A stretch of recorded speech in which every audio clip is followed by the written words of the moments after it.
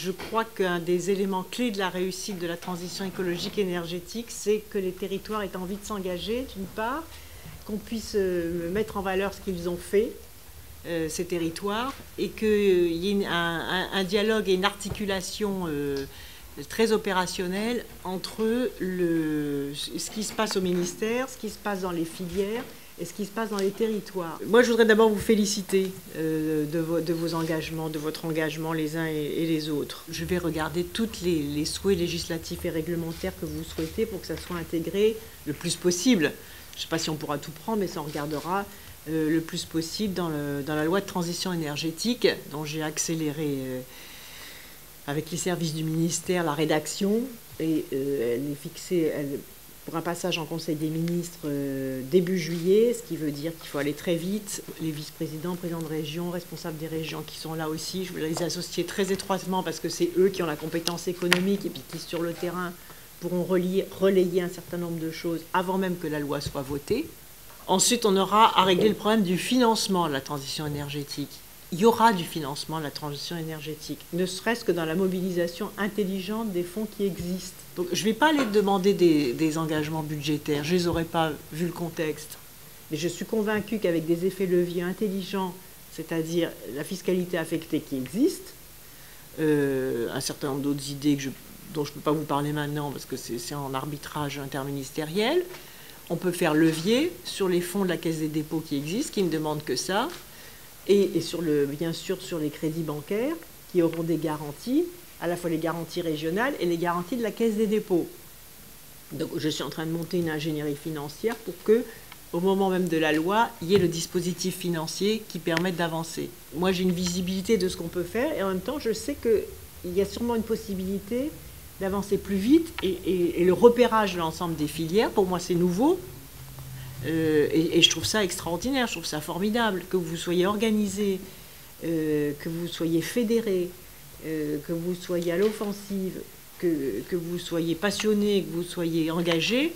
Mais écoutez, franchement, on a tout pour réussir. Et moi, ce que je souhaite, c'est que de cette réunion de travail puisse sortir des idées claires sur ce que le ministère peut faire, ce que je peux faire, moi, avec mes équipes, pour accélérer, valoriser ce que vous faites, et surtout monter en puissance. Donc on est déjà à l'action, on est content d'être relayé avec autant de détermination. Et nous avons fait le choix dès 2011 de nous inscrire dans l'idée et de développer l'idée d'une éco-région. Je vous remercie de croiser finalement l'enjeu de la transition énergétique et celui du redressement économique du pays. C'est ce qui nous occupe ce matin. On souhaite d'abord valoriser la ressource bois locale, mais surtout réduire les émissions de gaz à effet de serre, réduire la consommation d'espace. On a des actions également donc, sur la solidarité entre les grands groupes et les PME donc, dans notre secteur. Et les congestions ou les difficultés qui peuvent être liées à une intégration massive de certaines énergies renouvelables, pas toutes,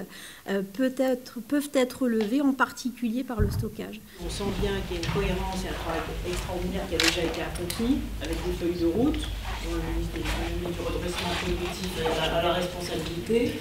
Moi, ma responsabilité, en partenariat avec lui, c'est d'appliquer ces feuilles de route et de vous donner les moyens de les mettre en application.